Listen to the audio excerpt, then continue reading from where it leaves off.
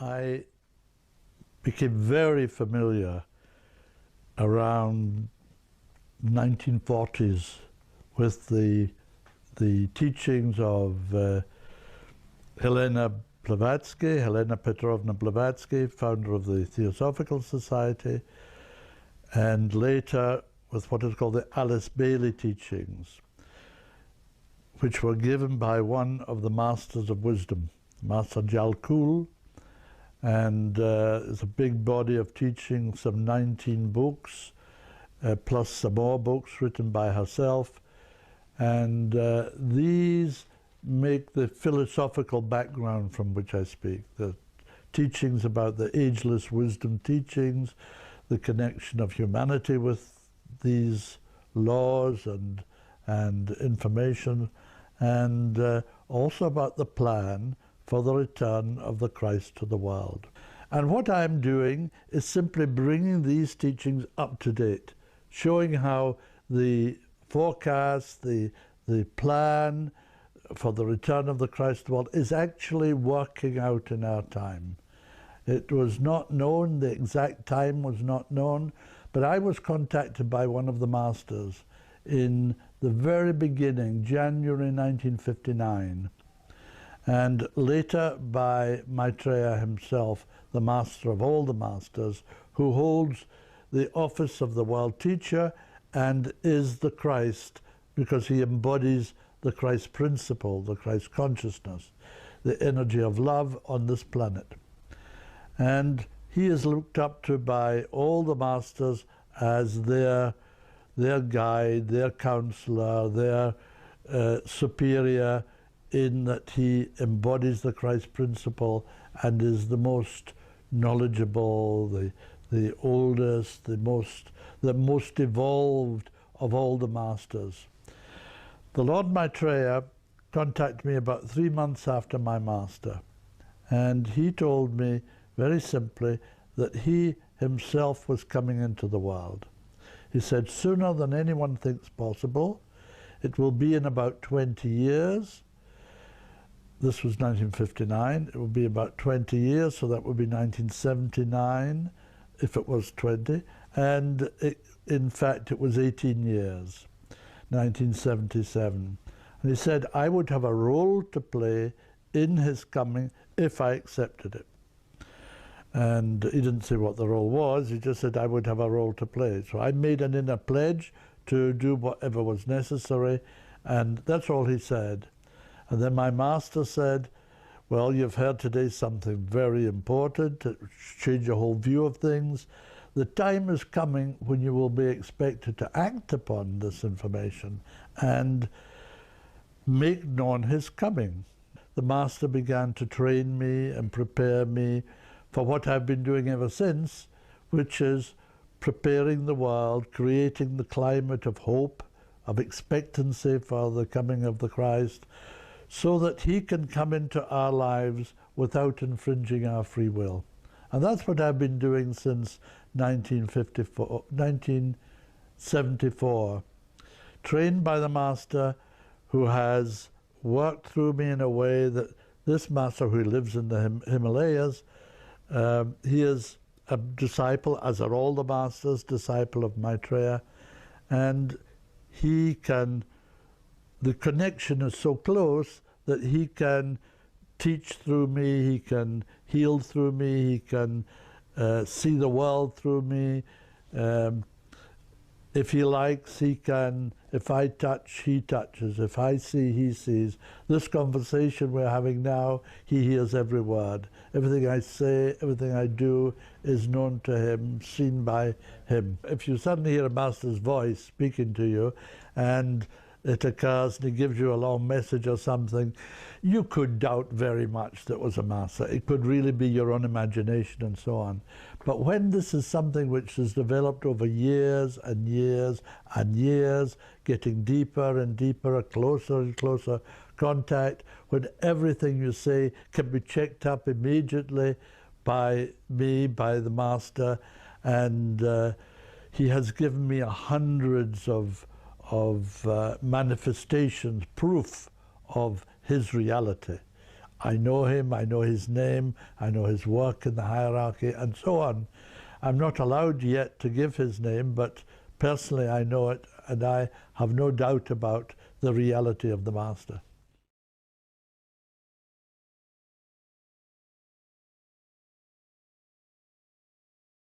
Krishnamurti was one of a group of 4 disciples, advanced disciples, who were being trained as possible candidates, if you like the term, possible people who could be the vehicle for Maitreya to use, just as he used the vehicle of Jesus in Palestine, the way the Buddha used the vehicle of the Prince Gautama, and the Prince Gautama eventually became the Buddha. It's called the Buddha, but he's not the Buddha. He's the vehicle for the Buddha, overshadowed by the Buddha. Likewise, Jesus was not the Christ. Jesus was not the Christ.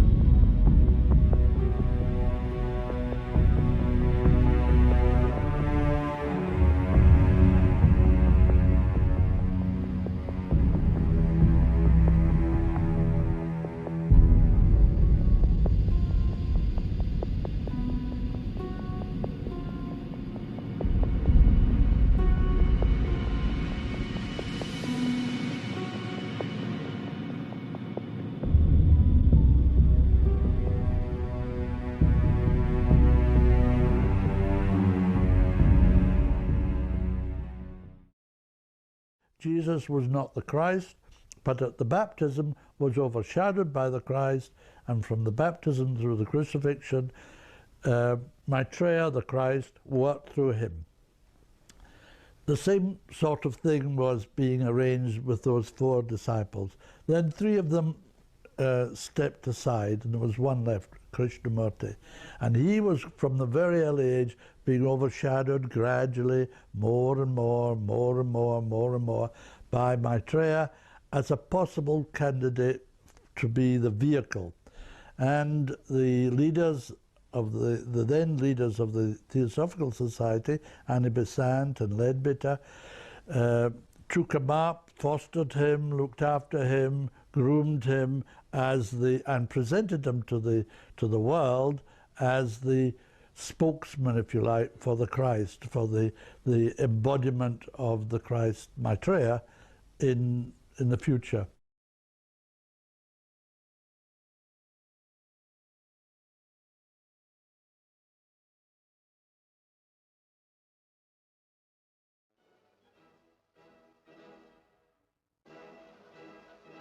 Between 1910, 1914 and 1945, humanity underwent tremendous change. From the point of view of the Masters, that's one war, and it's a war which has been going on the astral, emotional planes for thousands and thousands of years. It was a war between the forces of light, as we call them, the forces of spirituality, which are the Masters under the leadership of Maitreya, in relation to what we call the forces of evil. The Masters don't call them the forces of evil, they call them the lords of materiality.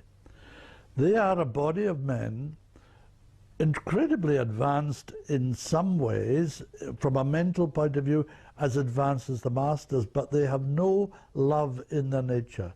They are devoid of that spiritual dimension, and they seek to overcome. They have a role to play, and that is to upkeep the matter aspect of the planet. And if they did that alone, there would be no evil involved in their work. But they don't do that alone. Their energy, their plans flow over onto the evolutionary plan. They're on the involutionary path. They overflow onto the evolutionary path on which we are, and it's inimical to our spiritual progress. So we have to be protected by the masters so that we are not over swamped by that evil. Now the war was a war which finished for the time being the action of the forces of evil on the planet. They have now to be what's called sealed off to their own domain. And their domain is simply the upholding of the matter aspect of the planet. And that is done by the masters living outwardly, openly in the world. And so there is a plan which has been going on for over 500 years where the masters would begin to return to the world. It was thought it would maybe be 1300 years still, but in fact humanity made such progress, and the discovery of the atomic bomb makes it imperative that the masters come out now into the world to protect humanity before we might destroy ourselves by the use of the bomb.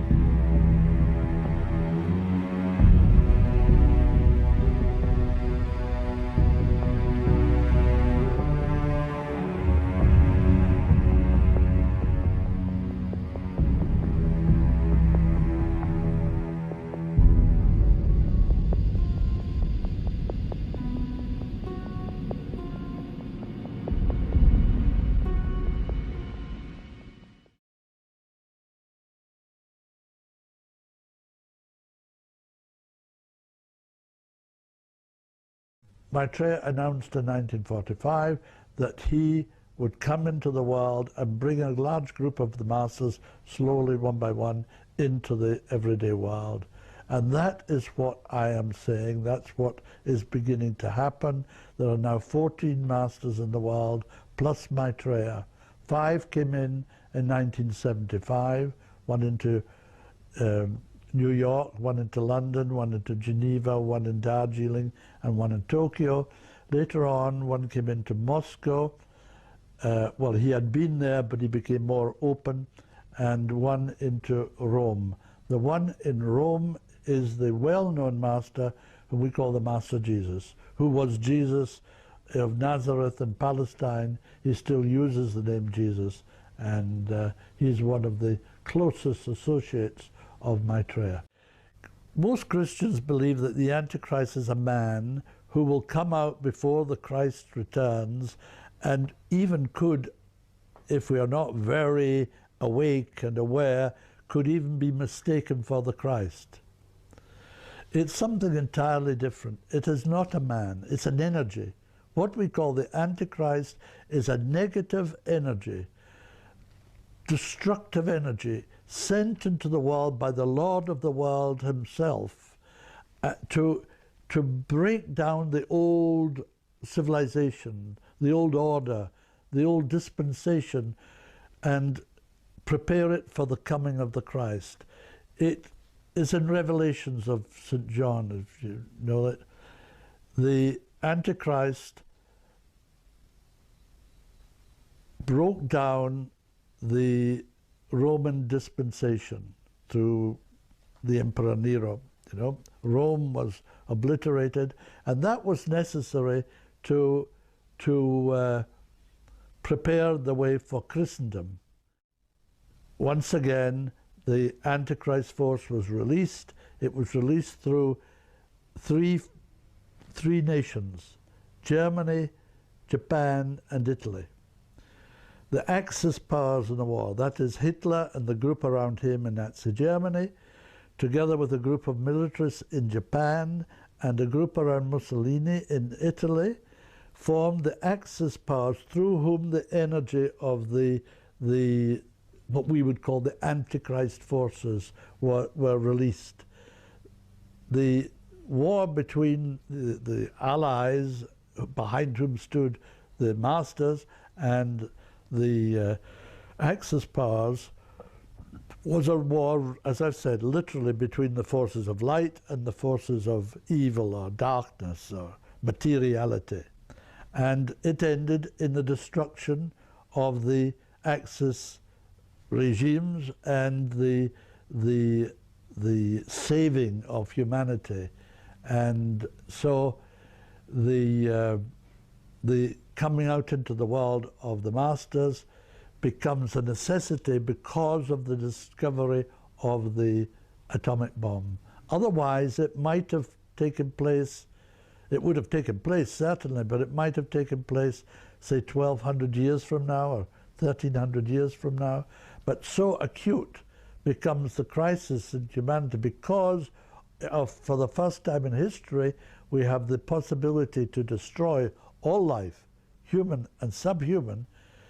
The masters have come out now actually ahead of schedule or ahead of their own expectation to make sure that we don't do that.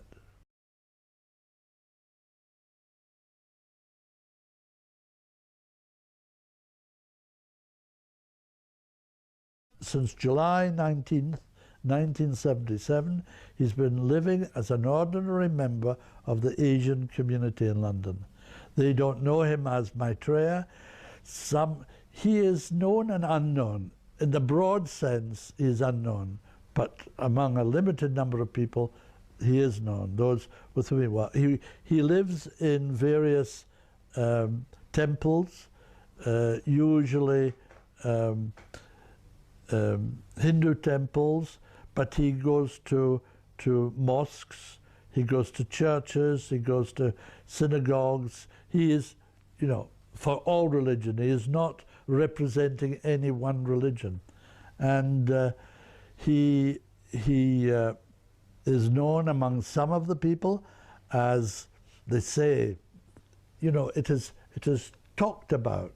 They say, who is this man? They know he is somebody extraordinary, very important and very highly evolved.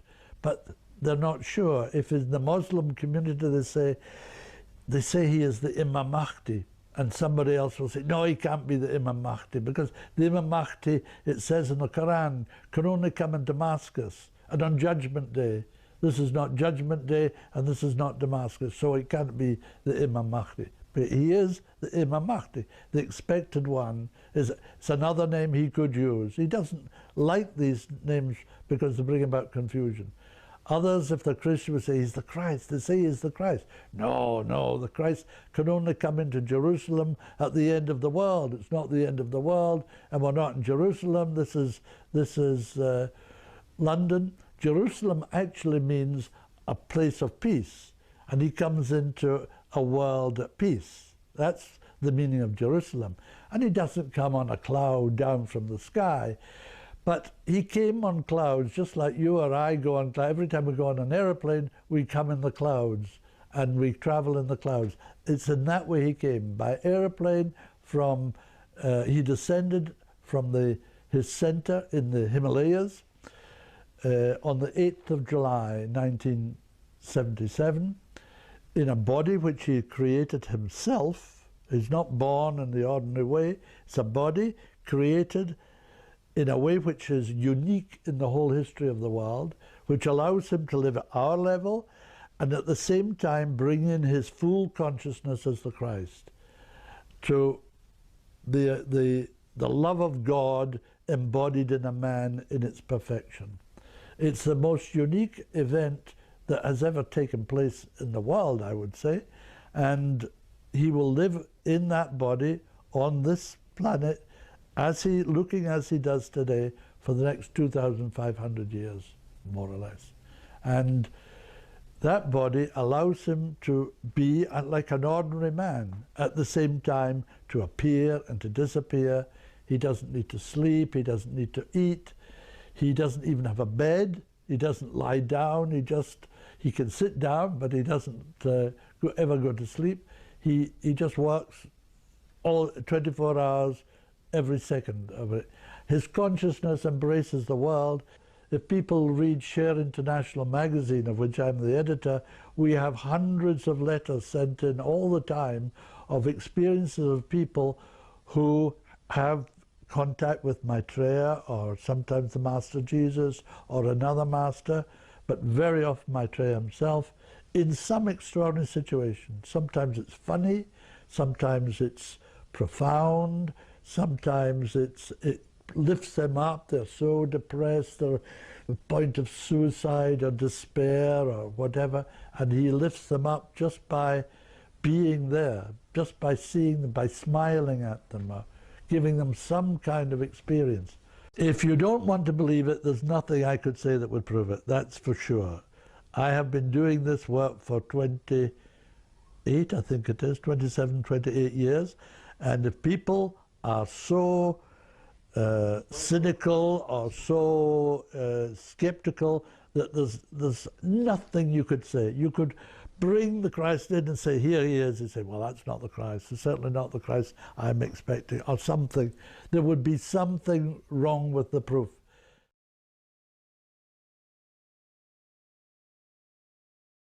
To prepare his own way, he has flooded the world with miracles.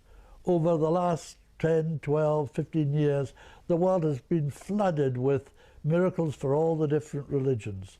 If among Christians, there are the appearances of the Madonna, the mother of Jesus, at Medjugorje in Yugoslavia, in places all over the world, figures of the Madonna which weep tears or blood, and it's analysed, and it's human blood, but has no droplets. It doesn't, it just goes on dripping. It doesn't harden. And in the Hindu community, there were 4 days when the gods, during the puja, the gods made of wood, bronze, silver, steel, stone, metals and stones and copper and all kinds, lapped up the milk which was offered in cups and spoons and little dishes of wood. As soon as they were offered to the gods for 4 days, that milk disappeared.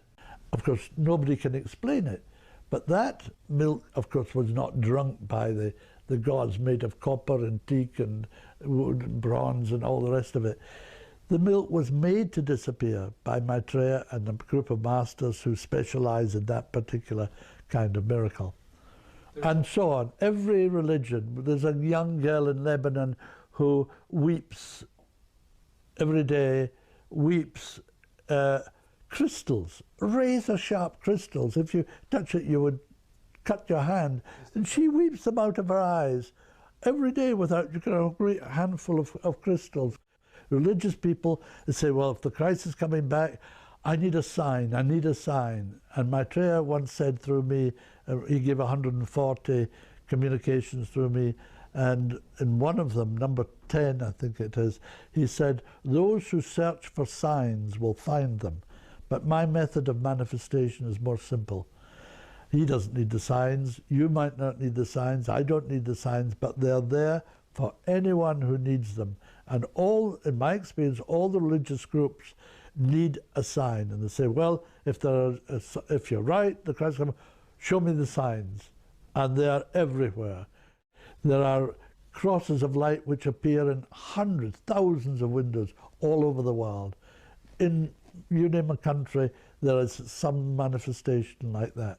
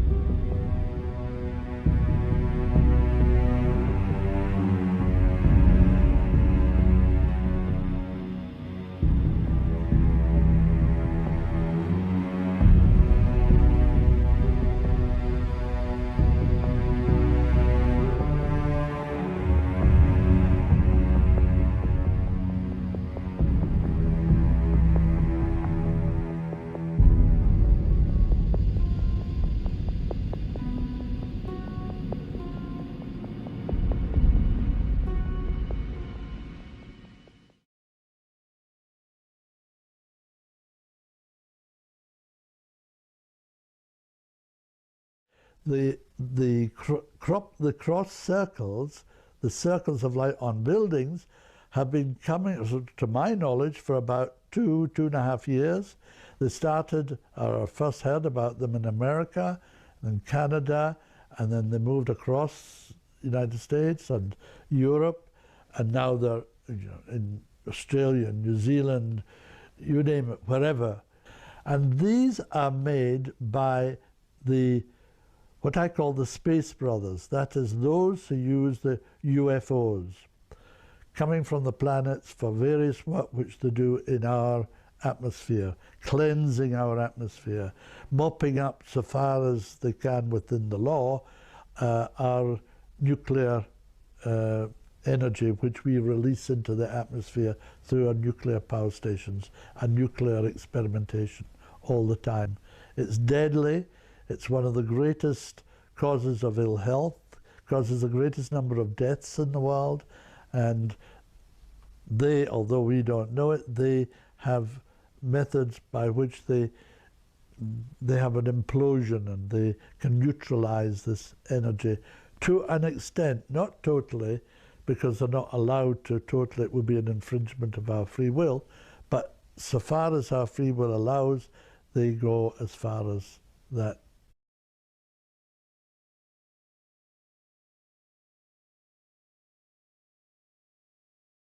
Crop circles are everywhere.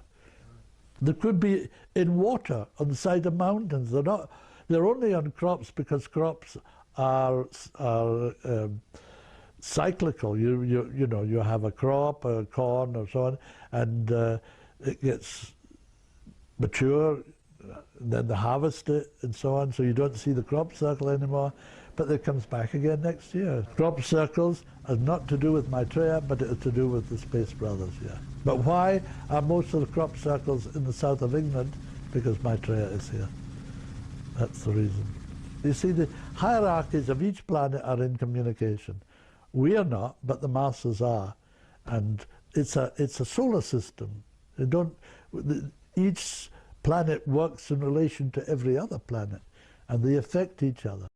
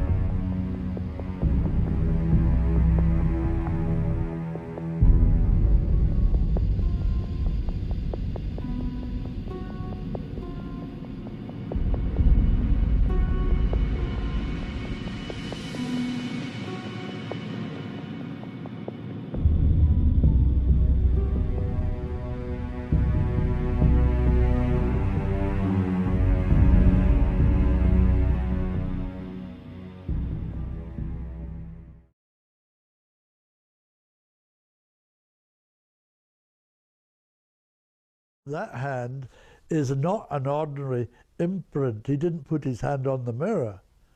That hand is thought onto the mirror. It is a thought form imprinted on the mirror. As you can see, it's a total three-dimensional hand, like a photograph. It's not, if you put your hand on a mirror, it's just where you touch it, it will make a, on the dust of the mirror, it will make a few little marks. But there, it's a total three-dimensional, just like a very accurate photograph of a hand. And this is not the best version of it, but this is thought by Maitreya onto the it's a gift to the world before we actually see him in the world. It's the nearest he can come to everybody, and the way he can help everybody if they invoke his help.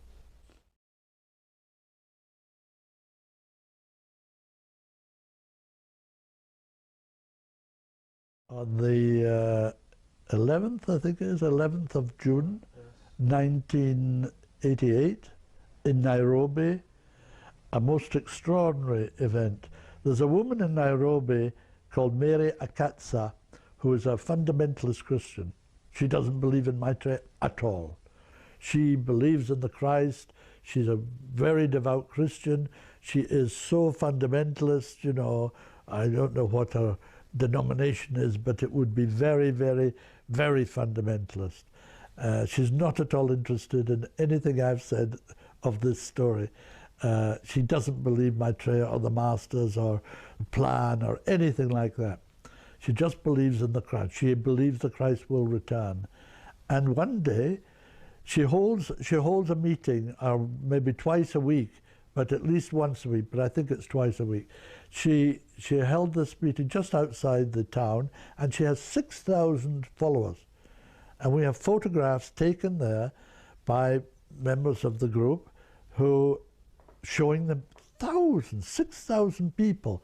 And she said, God has spoken to me, and we're going to be visited by a great being, somebody very, very important. And suddenly, just beside her, stood this figure of Maitreya, dressed in a long white robe with a white headdress with a blue band round the headdress. And he spoke to the crowds, and they all said, ah. They thought he was the Christ. They immediately saw him as the Christ or Jesus, because they're Christians, so they would think Christ Jesus. So, Jesus, Christo, help me, save me. They were all there for healing. She's an extraordinary healer because Maitreya gives healing through that woman, Maitreya Katsa.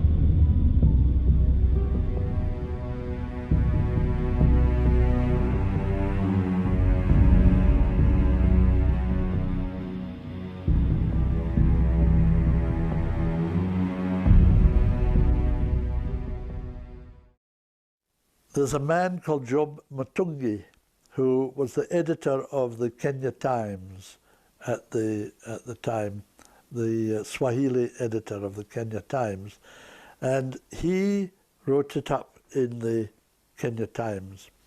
Did the Christ come to Nairobi this day? We got in touch with him, and he came over here and interviewed me for the story and so on, and he described it. He said it was quite extraordinary.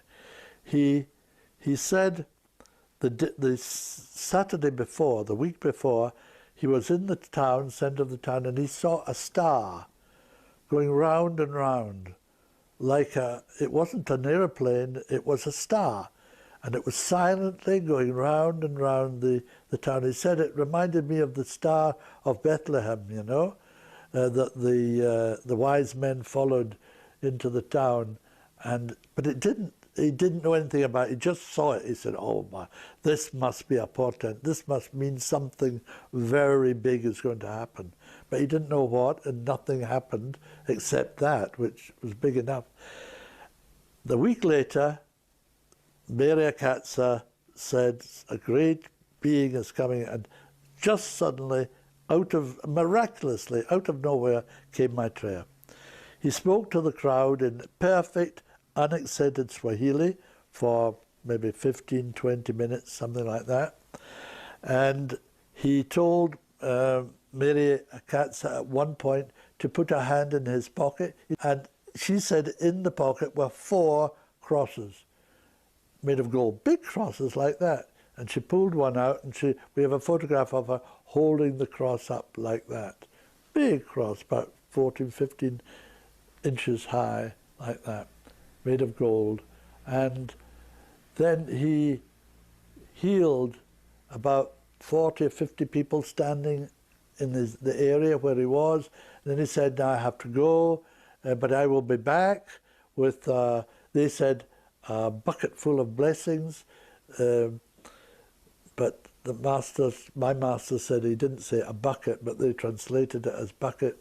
He said, a vessel. I will be back with a vessel full of blessings. And he said, I have to go. And somebody there, one of the group there, said, well, I have a car. Can I take you to the station? So he got in the car, but he only went about 100 yards. And they said, I have to get out here. So he got out of the car and walked away. And he took a few steps and just disappeared, literally disappeared again. That was all over the world. CNN, BBC, Japanese television, it just covered the world for 2 days. But, you know, it wasn't football, it was the Christ, it wasn't too important, and so it just disappeared. It just became nothing.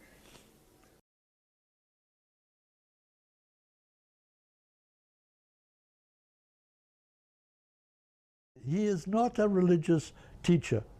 And if people think they're going to see the religious teacher is bringing a new religion or going to make Christianity more, bigger or something, they're wrong. He comes for every single human being, whether they're religious or non-religious, whatever the religion is, whatever the philosophy, wherever they are, he comes really to teach them, teach us who we are, where we come from, what is the purpose of life. We don't know any of these things. What happens when we die? What are the laws governing our life? We don't know these things. But the Ageless Wisdom teaching teaches these.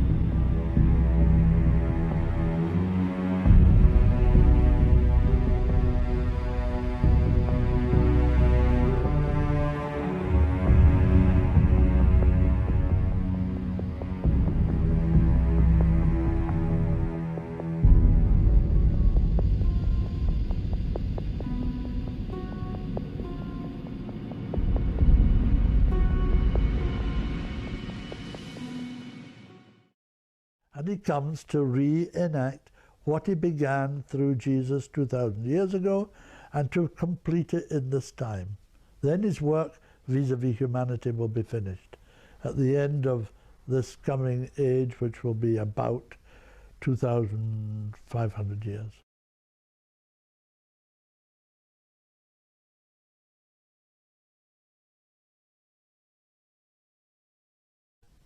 Humanity needs a big, dramatic happening to see reality, to understand what it's been doing, because they've been living in a fog, thinking that you could go on in this deeply divided and separative and unjust way forever.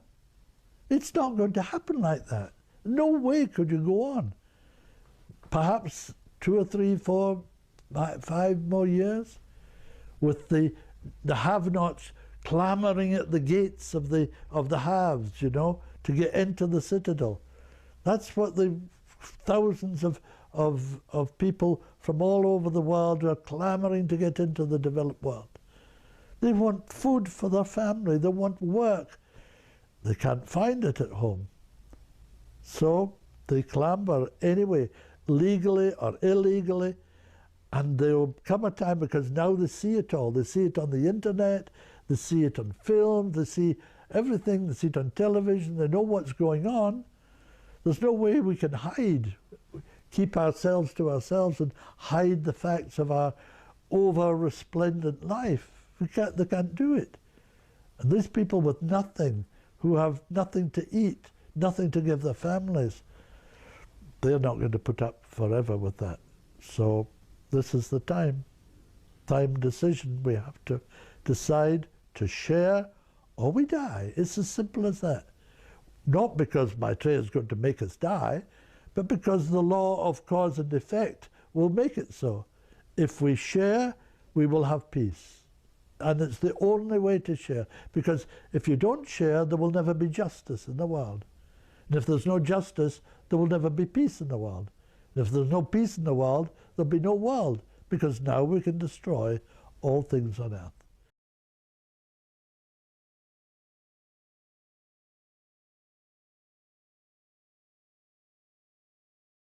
We are waiting, and he has been waiting for a European and American stock exchange crash.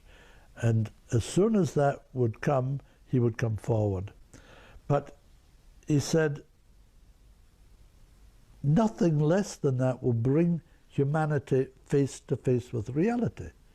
We're living in a kind of fantasy world where we think we can go on in the way in which we're going, when 1/3 of the world, the developed world, usurps and wastes 3/4 of the world's food and 83% of all other resources.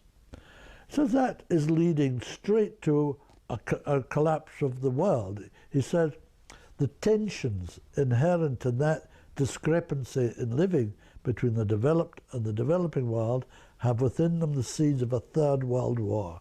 He said that would be nuclear and would destroy all life in the world, human and subhuman alike.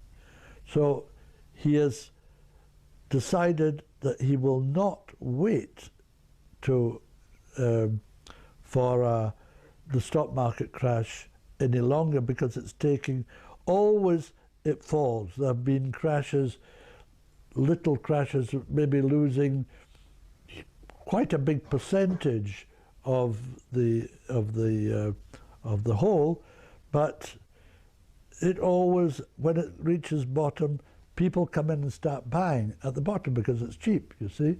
So they're called dredgers. They dredge the waters of the stock market at its lowest point, you see. They get all these bargains, and that brings the price up again. And then, of course, it's up for a little while, then it crashes again, and then they come in again. And this happens over and over and over and over again. And so he's had to wait and wait and wait. It's not enough that the Pacific or the South American crashes have occurred. It needs the European and above all, the United States to bring humanity to its senses. So to see that it cannot go on in this way, because this is leading to destruction. And it's a result of what Maitreya calls commercialization. He says the engines of war have been switched off, but the energy which drove the planes into the sky or tanks onto the battlefield doesn't just disappear. When you switch off the war, that energy is looking for a new home, you know, it has to go somewhere. It's floating about, and it says it's going round and round the world, and it's now settled in what he's found a new womb, he said. He calls it commercialization, market forces. Commercialization is the result of market forces economy, which has now taken over the economy of the whole world. Any government of any nation who blindly follows market forces is leading its nation to destruction. He says they are the forces of evil. Why? Because they have inbuilt inequality in them. They are based on the myth that if the nations trade together, allowing market forces to dictate the result, as if it were detached and not involved, you get justice. You get justice and a correct management of economy. He said it's a myth. It takes no account of the different levels of the nations. United States is trading with, say, Zaire or Uganda or India. Now you cannot compare this. The wealth of the United States or of the European or the Japanese economies with the economies of, say, the sub-Saharan Africa and so on.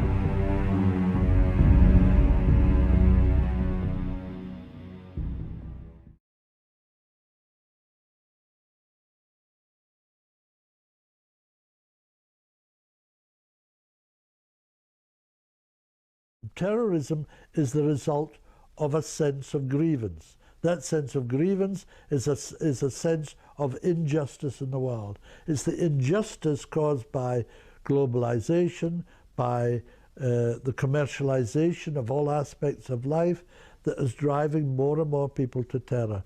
Without the poverty, the humiliation, the frustration in the world between the despairing Arab nations, for example, and America,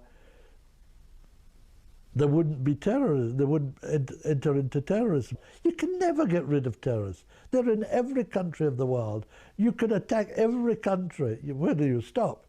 But if you could attack every country, they might try to do it. It would be stupid to try, but they might try to do it. They would still never get rid of terrorists. If terrorists is built on injustice, if you have injustice, you'll have terrorism. It's inevitable. If America really wants to get rid of terrorism, what it has to do is to learn to share the resources of the world. America has about 4 to 5% of the world's population only, but it consumes 25% of the resources of the world. It creates huge amounts, about a quarter of the pollution of the world, and yet it won't sign the Kyoto Protocol to stop the emissions of gases into the world. They say it's not in our interest to do it. It's in everybody's interest to do it. You can't take yourself out of the world in that way. That is blind folly.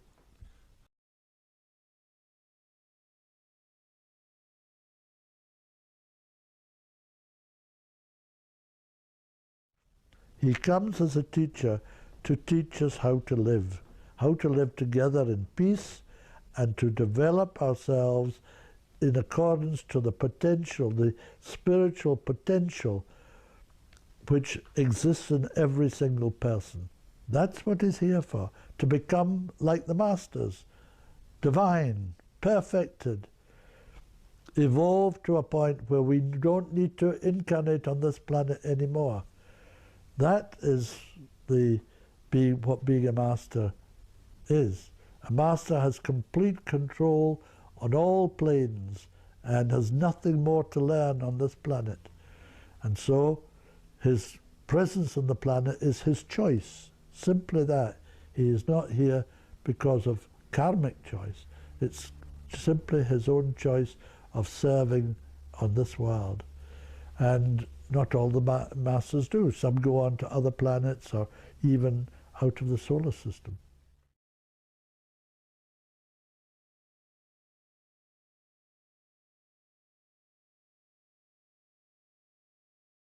Well, the first thing I understand he will do, he will take up an invitation he has had for a long time to appear on a major television network in the world. And that will allow him to speak to some millions in America. It will be followed by an appearance in Japan, which will let him speak to 120 million, or whatever the population is.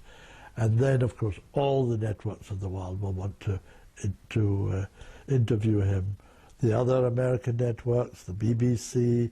The BBC could have done it for any time over the last, how many years is it, since 1977? They could have had him on television just by asking him. He actually went to the BBC in January, February, March of 1986. He had many, many contacts with a group of people at the top, at the directorship of the BBC. And they found it difficult in the beginning to see him in terms of their idea of the Christ. Naturally, because, you know, they're Christians and they're not esotericists and so on, they're journalists and so on. But eventually, by dint of the experiences which he gave them, I mean, they're extraordinary. I can't say what some of them were, but they were quite extraordinary, would leave you and me and everybody that this happened to with no doubt at all that that man was who he says he is. They agreed to make a press conference, for the BBC to organise a press conference at which he would appear, bringing together the media of the whole world. And that was in March 1986. Then they reneged on it. They said they would do it and they didn't do it. And they put it off April, May, June, July. By September, Maitreya became totally convinced that they weren't going to do it. They changed their mind. They went to the Queen and they told the Queen what they were going to do. And I'm talking about the Director General. He told the Queen what he was going to do. He didn't ask permission. He just thought he should tell her as head of church and state. And of course, she did the obvious thing. She got in touch with her spiritual advisors, the then Archbishop of Canterbury and the bishops, and they came down on the whole thing like a ton of bricks, as we say. And through the governors of the BBC, they forced him to resign, and he resigned in September 1986. So Maitreya then began on a slow process of coming forward himself. It would have been over long, long ago if the BBC had actually gone through with what they promised to do. But they didn't, and so he's been forced to do it the hard way, the slow way, which doesn't infringe our free will, but takes longer to do. Meantime, people are dying and so on.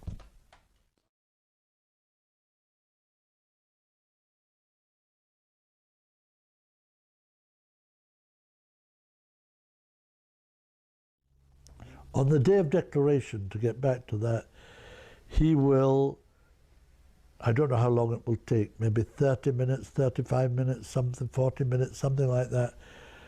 He will not speak, not say a word, but his thoughts, his ideas will be heard inwardly, telepathically, by everybody in the world, everybody above the age of 14. So if you're 14, you're Slovenian, you'll hear him in Slovenian. If you're Russian, you'll hear him in Russian. Americans in American, English in English, French in French, Dutch in Dutch, and so on. He will come into telepathic rapport with every adult in the world, and each of us will hear him inwardly, telepathically, in our own language. So you will hear him as if he's speaking directly to you, which, in a sense, he is. He thinks what he's wanting to say, and our brains will simply translate that into Slovenian, French, Dutch, German, Spanish, whatever. He will give a kind of account of the long history of humanity, show how old we are, from what a height, a spiritual height, we have descended into this materiality of today.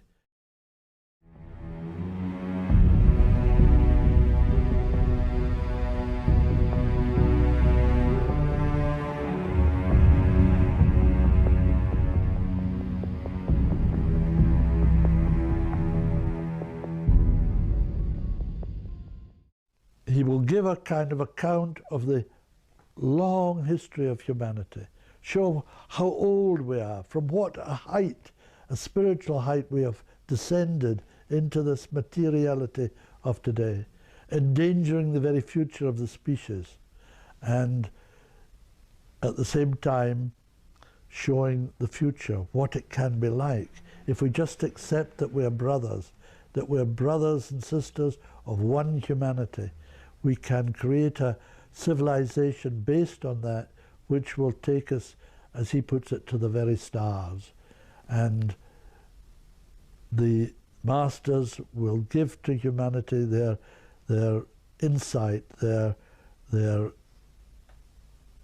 wisdom, their age-old wisdom and experience and knowledge, and stimulate and galvanize humanity into creating the most brilliant civilization. While this is going on, his energy, which we call the Christ principle, the energy of love, will flow out in tremendous potency throughout the world. He has said it will be as if I embrace the world. People will feel it even physically. And at the same time, and this will create an inner certainty that this is the Christ, an intuitive understanding of the message, a heartfelt response to the message.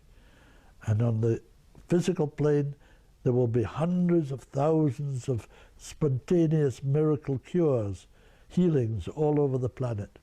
And in these three ways, you will know that that one is the Christ, the world teacher, the Imam Mahdi, the Messiah, Maitreya Buddha, Krishna. By whatever name you await him, you will know that that one has come and beginning his outer mission in the world.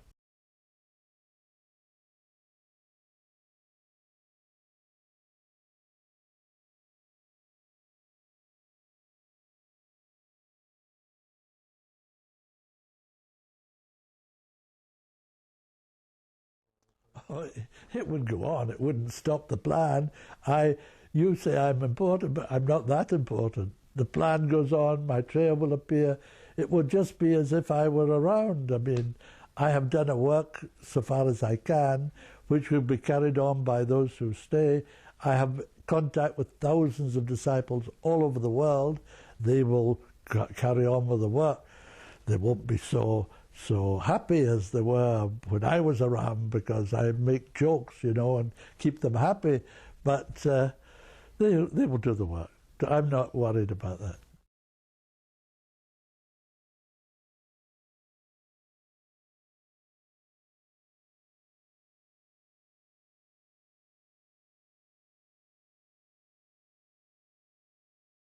I would say to people who have heard this story, if they can believe it, at any level, if they're convinced, of course, they will want to do something. They will want to make it known. They shouldn't stop. They shouldn't think, oh, might be true, might not be true. If they're convinced at this moment that they're listening to it, that it's true, they should make it known at that level. And that will drive them to a rhythm of work and effort that they've never known before. But they will be doing something that it's something so important for the world that it's a joy for them to do it, and an opportunity that only comes how many times? Once in 98,000 years or something like that. This is an opportunity such has never happened in the world. People have no idea. Even I who know it, I know it theoretically, I find it hard to take in. This is an event without precedence in the whole of human history. There has never been an event that we have, for the first time in history, the Christ actually physically walking the world, not using a disciple as with Jesus, or the Buddha through the Prince Gautama and so on. Back through history, it always was like that. But we have the hierarchy, not just one man, but dozens, 40 masters eventually, out in the world, men with unbelievable wisdom and knowledge and experience and love, manifested love.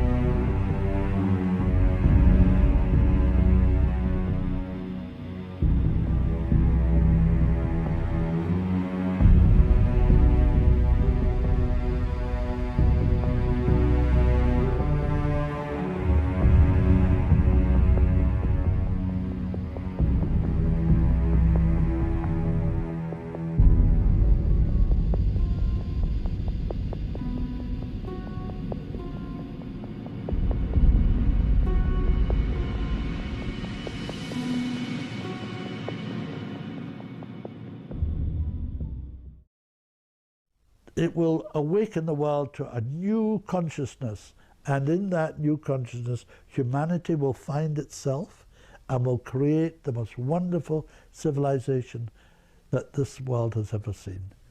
If you want to be part of that, make it known. Make this information known. Tell everybody who will listen. You don't have to be convinced as I am convinced. You don't need to have had my experiences, which give me my conviction. But if you can even tiny percentage know that it is, feel that it is true, feel that it is worth telling about, do that and you will never, ever regret it.